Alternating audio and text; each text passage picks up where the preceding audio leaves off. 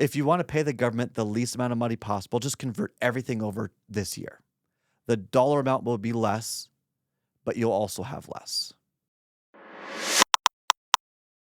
Welcome to How to Retire on Time, a show that answers your retirement questions. My name is Mike Decker. I'm a licensed financial advisor and fiduciary, and joining me here and my co-host, Mr. David Franson. David, thanks for being here. Yep, happy to be here. As always, we're going to answer your questions. Text them to 913-363-1234. And remember, this is just a show, not financial advice, so make sure to do your research and follow up with whatever we talk about. David, let's dive in.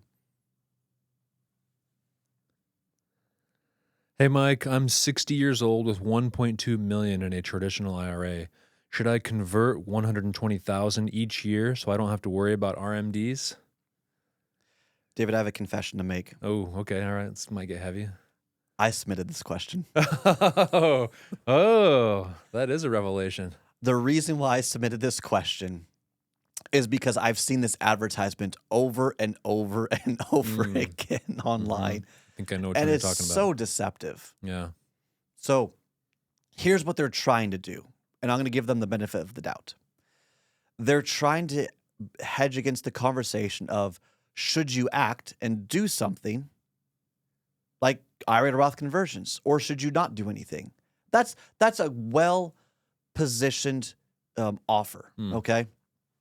The reason why I hate this question, how it was structured, is because it gives you this idea that, okay, I've got absolute certainty for the most part. 10 years, you take the total amount of the IRA, you just divide it by 10 years, you do your conversions, you're maybe maxing out in your situation, whoever's listening, maybe you're maxing out the 24% tax bracket, all is well, you're going to get to a tax-free retirement. Here's the problem. That structure, that rigidity could hurt you more than help you. Why? Why is that? I'm sure you'll tell us. Yeah, stay tuned. Yeah. What is the purpose of your money? Do you want these assets to be geared towards legacy? That's one of the first questions you want to ask is, what is the purpose of your money? What do you want your money to do for you? Okay, you're 60 years old. 60 years old. Okay, so that's what you need to understand. What's your longevity look like? Great. Let's say you want to do legacy. Is the legacy intended to go to your kids? Do your kids make a lot of money? If they do, IRA to Roth conversions may make sense. If your kids don't make a lot of money, then you would be able to basically keep your assets in your IRA, not pay taxes on it, and grow it as much as possible. Yeah, you're going to have some RMDs in the future. Right now, it just got pushed back to 75 years old, but it's easier to grow a higher balance, a higher dollar amount than it is a lesser dollar amount. And so because of the compounding interest or that compounding growth of growing more money, you may actually end up passing more to your kids who then would receive the benefit in their tax bracket. And maybe it'll be boosted, but no one knows the future of the tax brackets, okay? So that's one thing to argue. I recently did a plan where I said, okay, in this person's situation, and there's so much variability, so please don't say, oh, this is what mine's going to be as well. It's not. But in this person, I said, okay, well, this plan, we have you have 2.9 million being passed to the kids, but it's all pre-tax. This one right here is going to go about 2.2 million going to your kids, but this is all, or for the most part, Roth. What do you want? What are you okay with? Which one would you prefer? And we had a conversation about the kids, about what they expected for taxes in the future. Even though Trump's tax plan, the one big beautiful bill, says tax code's permanent, it's always changing. Right. Just wait for the next the next president to pop into office. Okay, so we don't know the future of taxes, but here's what we do know: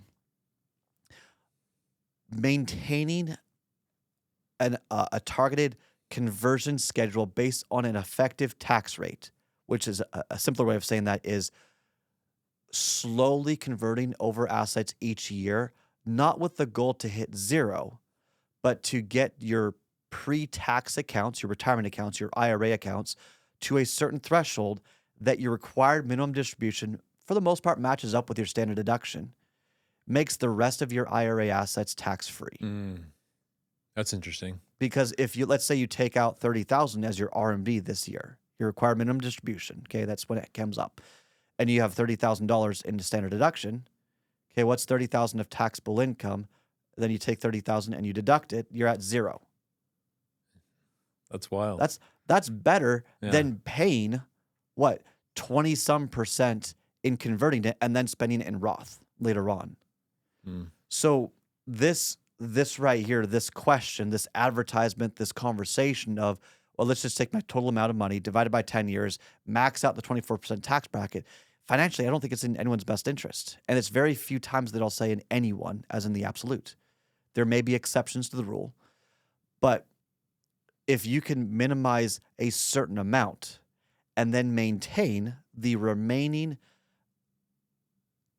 income or distributions from your accounts planned around your standard deduction, or maybe you plan it around the 10 to 12% tax bracket, that's incredibly efficient to preserve your portfolio and to look at this the conversation about taxes. I mean, the question is, how do you get more out of your money? If you want to pay the government the least amount of money possible, just convert everything over this year. The dollar amount will be less, but you'll also have less. Less in the market. Less in the market, less in your accounts. Yeah. Because the longer you grow your assets, the greater the tax bill will be to the government, but the more money you'll also have. So this idea of, well, I hate the government. And I know there's people listening in right now or watching this on YouTube. They're thinking, oh, no, this guy's wrong. And they'll put their, well, dollar for dollar compared about it. You're doing the wrong equations.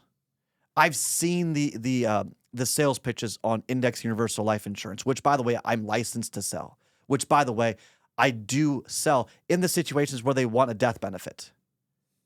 But the manipulation of, well, here's how much your current tax bill is, and if you don't do anything, here's what it could be. But if you buy this life insurance policy, which insurance is not an investment, then your tax bill is going to go down this much. It is so manipulative. But people get caught up in this idea that, well, this is what the wealthy do, or, well, this is what smart investors do, or this is how you screw the IRS. It is not. Okay. It's kind of hard to screw them, right? They're going to find, there's ways. Yeah. Yeah. It's like playing chess. You don't magically decide that your pawn is a queen and can move all over the table. The IRS is simple. There are rules. The investment industry, the market, has rules. The insurance industry has rules. Everyone's based on rules. The insurance companies aren't operating off of a special market. They're investing in the same market that you are elsewhere. So these ideas of, I'm going to get to the zero tax bracket quickly, I'm going to structure it, it's bait and switch sales pitch advice.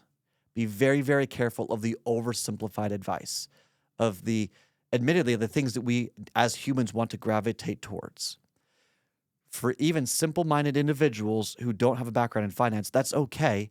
That's why we offer analyses. That's why we offer consultations. That's why some people will just pay us for the one-time analysis, second opinion that's a little bit more in-depth. There's options out there. Our job is to explain it to you in a way that you understand it. But, I mean, the important thing is simplicity typically has a cost. Are you okay paying that cost, whether opportunity cost, whether it's just less money overall, whether it's less growth potential, I mean, whatever it might be. Be weary of oversimplified, well, should you just do this? Because isolated strategies, as in the things that you do, like let's just convert everything over for the next 10 years and it'll be done, check it off the list. That's the kind of stuff that you kind of have to put on blinders and not look at any other consequences, any other ways that strategy would affect your other parts of your plan. Is that making sense? Yeah, I think so. You know, you don't want to do things just to sort of, I'll spite you, government. I'll pay as little as possible, even though you may not realize that's actually hurting. Yeah. If you look at the numbers. One of my favorite podcasts of all time, it's no longer available, but it was LSAT in Everyday Life. So originally I was going to become an attorney. Mm-hmm. Okay. Maybe it's that part of me that says I want to protect the person that's disadvantaged. But the reality is, and this was their introduction, is many of the conclusions we make aren't based on the evidence given. Many of the financial strategies that people are implementing today are well-intended, but the result they seek isn't supported by the strategy they're implementing because there are other unintended consequences that they are blind to because they're not looking. We had to create our own planning software to be able to get more surgical and detailed for these types of questions, to open up the conversation, to balance your amount between pre-tax, after-tax, and tax-free, as in your IRA, your Roth, and your brokerage account. We had to get more surgical in, okay, for these 5 years, we're taking your income in this way, and then the 5 years after, we have to take it in that way, because of the tax planning, because of the IRA to Roth conversion schedules, because of where the assets were and the risks associated with that plan, because of fill in the blank. We had to be able to build our own software to do this kinds of things, because the oversimplified, the set and forget kind of strategies may be actually causing you to get less out of your money than you may realize. Hey, thanks for watching this video. Make sure that you like and subscribe first, and then go to www.retireontime.com to grab a copy of my book, How to Retire on Time, take a few courses about retirement, join my newsletter, and so much more. Now, if you want to work with one of our advisors here at Kedrick Wealth, who can help you put together a retirement plan that's designed to last longer than you, just click the button, Get Started. Everything we do is intended to help you retire on time. We hope you enjoy, and we'll see you in the next show.